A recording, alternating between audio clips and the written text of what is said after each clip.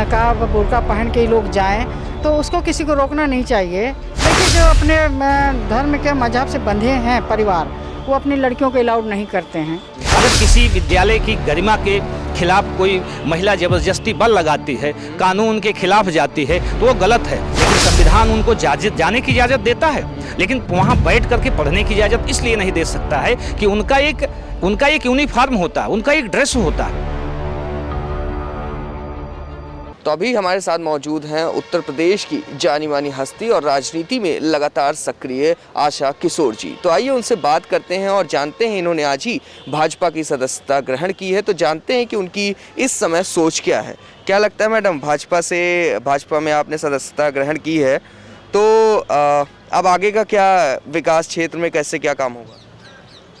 देखिए, हम 25 साल से थे समाजवादी पार्टी में, 2 बार विधायक रहे, दर्जा प्राप्त मंत्री रहे, लेकिन इस बार उन्होंने हमारी इतनी मेहनत को एकदम से नकार दिया और हमसे बिना पूछे, बिना सलाह, बिना मतलब कारण बताए और किसी ऐसे व्यक्ति को उन्होंने टिकट दे दिया जो बंगाल का रहने वाला, गाजियाबाद में हॉस्पिटल बना रहा, वो डॉक्टर है, कोई जानता नहीं, क्षेत्र वाले परेशान, कार्यकर्ता परेशान, और उसको टिकट देके हमको एकदम से ऐसा कर दिया, ना पूछा ना बताया, कोई मतलब नहीं।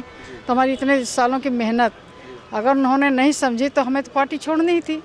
अब हमने भारतीय जनता पार्टी जो ज्वाइन की है, यहाँ पर भी हम रहेंगे, ईमानदारी से रहेंगे, निष्ठा से काम करेंगे। तो क्या आगे भी बात हुई, मुलायम सिंह जी से कोई बातचीत हुई या अखिलेश जी से इस बारे में कोई बातचीत हुई? नहीं, बात तो नहीं हो पाई, कोशिश बहुत की लेकिन बात नहीं हो पाई। रोकने का प्रयास हुआ उधर से? नहीं, कुछ भी नहीं हुआ। कुछ भी नहीं हुआ, यहाँ तक कि कोई मिला भी नहीं हमसे। बहुत प्रयास किया कि मिल के पूछें, तो कारण तो पूछें कि क्या है, हमारा टिकट क्यों बदला गया या क्या कारण था, तो मुलाकात ही नहीं हो पाई। चूँकि आप राजनीति में काफ़ी ज़्यादा सक्रिय हैं, तो इस समय एक वीडियो बहुत ज़्यादा वायरल हो रहा है कि बुर्का पहन के स्कूल में अगर लड़कियां जा रही हैं तो उन्हें रोका जा रहा है वहां जाने से और जय श्री राम के नारे लग रहे हैं। आपके अनुसार ये कितना सही है? देखिए, ये अपनी अपनी मजहब की बात है। अगर वो लड़कियां, उनके परिवार वाले चाहते हैं कि नकाब बुर्का पहन के ही लोग जाएं, तो उसको किसी को रोकना नहीं चाहिए। और नारे कौन लगा रहा है? वही लड़कियां लगा रही हैं। नहीं, नारे वो छात्र वहाँ के लगा रहे हैं कि आप बुर्का पहन करके स्कूल में नहीं आ सकती, क्योंकि यहाँ पे एक यूनिफॉर्म है, आपको यूनिफॉर्म में आना है।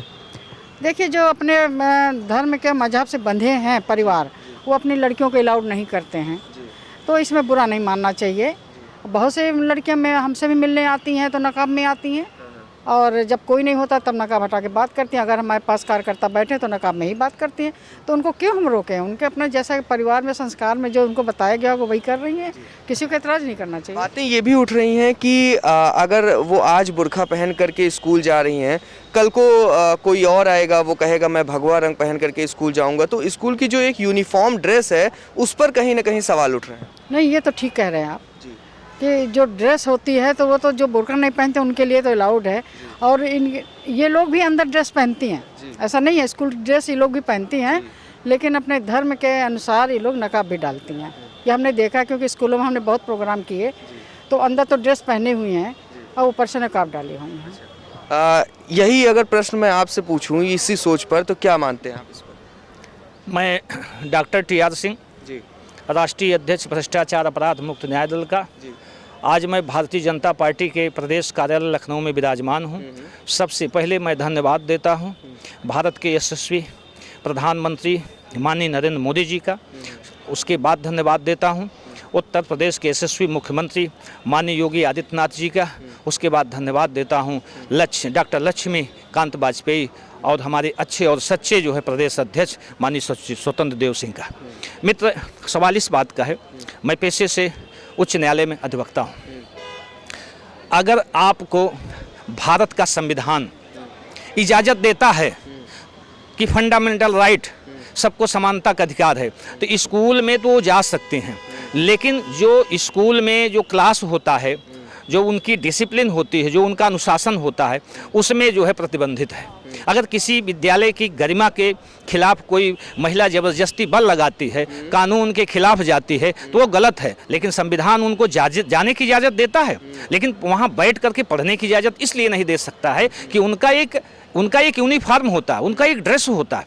और मैं तो आपको धन्यवाद देना चाहता हूँ, 125 करोड़ जनता को धन्यवाद देना चाहता हूँ कि इस धरती पर जो डॉक्टर B.R. अम्बेडकर ने दिया, भारत का इतना खूबसूरत संविधान दिया, समानता को इस धरती पे कानून को उतारने का उन्होंने मतलब लक्ष्य रखा।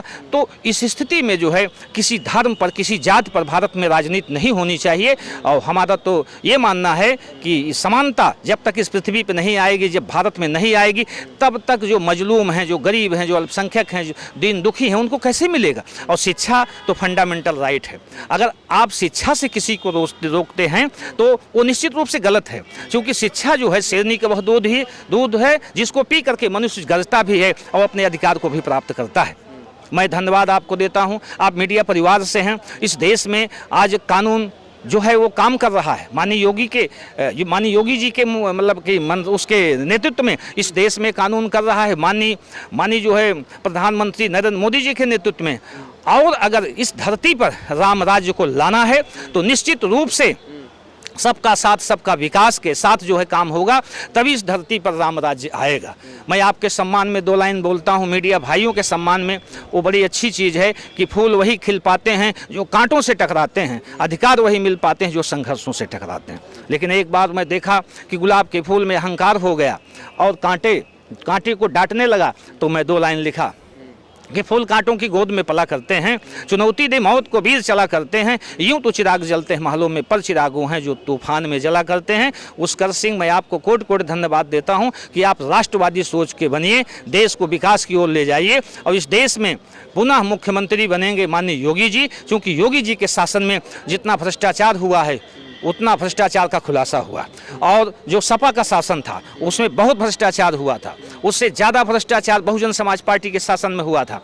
माननीय मुख्यमंत्री महोदया जो हैं मायावती जी, उनके शासन में बहुत भ्रष्टाचार हुआ और उस भ्रष्टाचार में आज तक कोई सही रूप से जांच नहीं हुई, सारी जांचें पेंडिंग हैं। माननीय मुलायम सिंह के शासन में भी भ्रष्टाचार हुआ। योगी ऐसे व्यक्तित्व हैं जो शासन की नीति के, संविधान के अनुसार जो है काम कर रहे हैं। और निश्चित रूप से अगर पुनः माननीय योगी जी मुख्यमंत्री बनते हैं तो इस देश से भ्रष्टाचार, इस प्रदेश से भ्रष्टाचार खत्म होगा। हम तो 24 के लिए माननीय योगी जी को भी और मोदी जी को भी मतलब चाहते हैं कि इस देश में भारतीय जनता पार्टी के जो है प्रचंड बहुमत से सरकार बने और देश में अपराध और भ्रष्टाचार का नामो निशान मिल जाए। तभी इस धरती पर स्वर्ग होगा, तभी इस धरती पर राम राज्य की स्थापना होगी, तभी इस धरती पर डॉक्टर B.R. अम्बेडकर के सपनों का भारत बनेगा। सबका साथ, सबका विकास और फंडामेंटल राइट्स इस धरती पर उतरेगा। मैं इन शब्दों के साथ आपको धन्यवाद देता हूँ। जय नायक, जय भारत, जय संविधान। जय, धन्यवाद।